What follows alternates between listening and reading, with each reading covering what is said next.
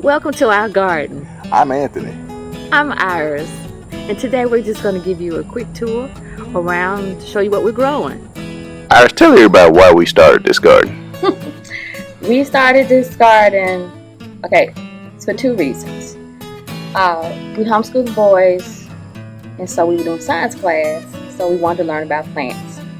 So what's a better way to learn about plants? By observing plants. That was one. And then COVID hit. And so you couldn't find certain things in the grocery store. And then I was concerned about pesticides, and we also know about scarcity.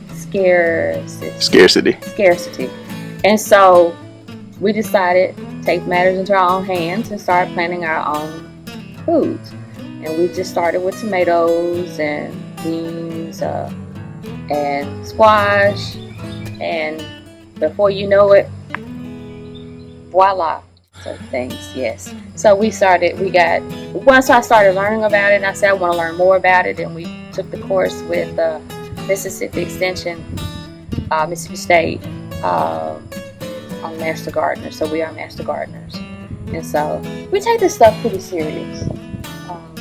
So we love gardening. It's my happy place. So, Anthony, what does this garden mean to you? Well, like Iris said, this is my happy place. I ran a roofing company for several years, and as you can imagine, that was a lot of stress.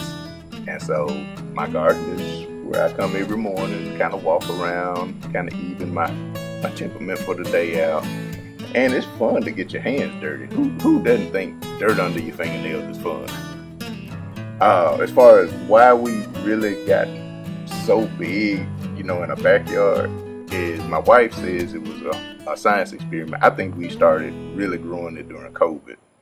And that's because we started realizing that if you can't feed yourself, you're going to have problems.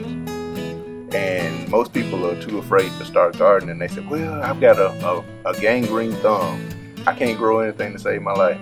You can grow stuff in a Lowe's bucket, 5-gallon bucket. We have, just to try it. See, we had carrots one year.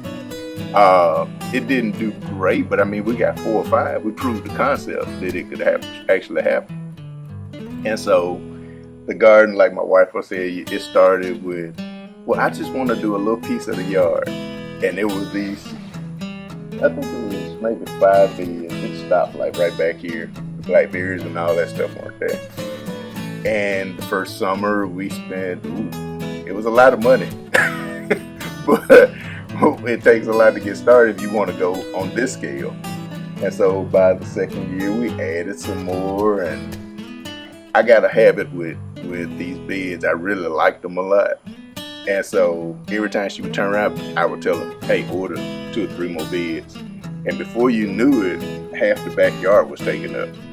And the most dangerous thing for us, other than going to a grocery store without a list, is going to a plant and garden store. Because we always end up bringing a bunch of stuff home. And so these fruit trees started as going to the plant stores, and we're like, oh man, they've got a peach tree. I wonder if we can grow a peach tree in Mississippi. Then there'd be a peach tree. Then we do that with figs. Then we learn how to start cutting off of those plants and replanting it, which they call it propagation. And 1 fig turned into 4 figs. And pineapples, every time we go to the store, we cut the tops off and reroot a pineapple. And we will show you how to do the pineapples in another video.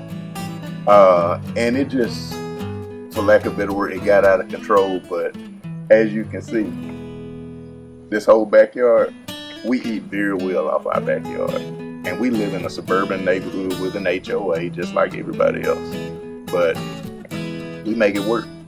And we plant the stuff we want to eat. When we want to eat something, we literally come back in our backyard and pick it, and we go and cook it.